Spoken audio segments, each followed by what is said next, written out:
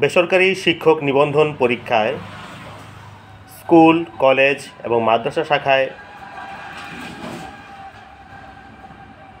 সঠিক এবং আসল সনদধারী ভাই ও বোনেরা, আসসালামু আলাইকুম। প্রথমেই আমাদের আন্দোলন হবে ৬০,০০০ ভুয়া জাল শিক্ষক নিবন্ধন সনদধারীদের বিচারের আওতায় এনে তাদেরকে শাস্তি দেওয়া, যাদের কারণেই আমরা আজ নিয়োগ বঞ্চিত।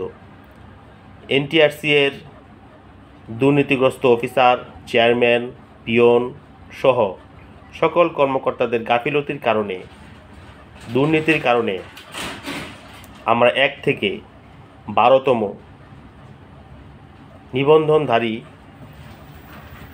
আসল সার্টিফিকেট বা সনদধারী প্রায় ৩০ থেকে ৪০,০০০ ভাই ও বোনেরা নিয়োগ বঞ্চিত। আমরা শাহবাগের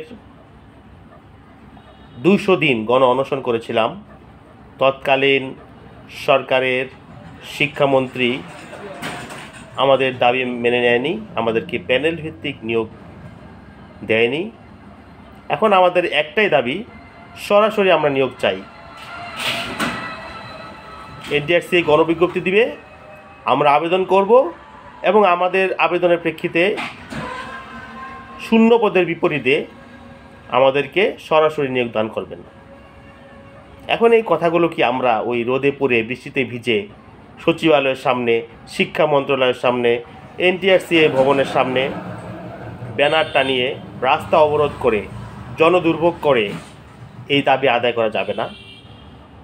গতকাল আমাদের বর্তমান অন্তর্বর্তীকালীন সরকারের প্রধান উপদেষ্টা মাননীয় ডক্টর ইউনূস স্যার জাতির উদ্দেশ্যে ভাষণে এই কথাই বলেছেন যে আপনাদের দাবিগুলো সঠিকভাবে লিখিত আকারে পেশ করুন, শুধু শুধু আমাদের কাজে কর্মে বিঘ্ন সৃষ্টি করবেন না, জনদুর্ভোগ ঘটাবেন না।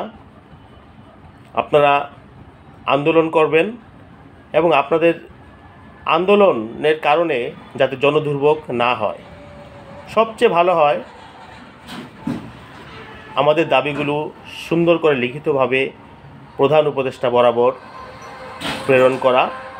প্রধান উপদেষ্টা আশ্বাস দিয়েছেন, আশ্বস্ত করেছেন, যাদের এই দাবি দেওয়া আছে তারা লিখিত যদি পেশ করে ওনার কাছে জমা প্রদান করেন, তাহলে পর্যায়ক্রমে উনি একে একে সকল দাবি পূরণ করবেন, যৌক্তিক দাবি পূরণ করবেন। আর আমাদের যা দাবিগুলো যৌক্তিক, আমরা সেটা বিশ্বাস করি, কারণ আমাদেরকে এনটিআরসি শূন্য পদের বিপরীতে সনদ দিয়েছেন।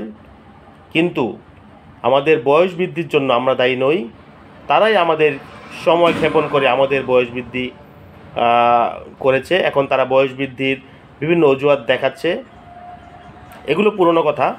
এখন আমাদের একটি কথা, আমরা ১ থেকে ১৭তম শিক্ষক নিবন্ধন সনদধারী সবাইকে সরাসরি নিয়োগ প্রদান করতে হবে। এই একই স্লোগানে আমরা সবাই একত্র হই এবং সকল গ্রুপকে একত্র হয়ে একটি গ্রুপে একটি জায়গায় এসে আন্দোলন করার জন্য বলছি। গ্রুপিং করে নেতাগিরি হলে আপনি নেতা হতে পারবেন, কিন্তু আপনার চাকরি হবে না। সবাই এখন এক হয়ে আপনাদের দাবিগুলো পেশ করুন। আমিও একজন শিক্ষক নিবন্ধনধারী, আমি ২য় শিক্ষক নিবন্ধন স্কুল শাখায়, আমিও চাকরি প্রত্যাশী।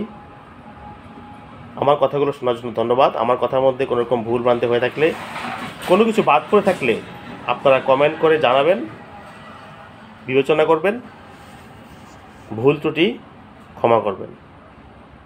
ধন্যবাদ। আসসালামু আলাইকুম।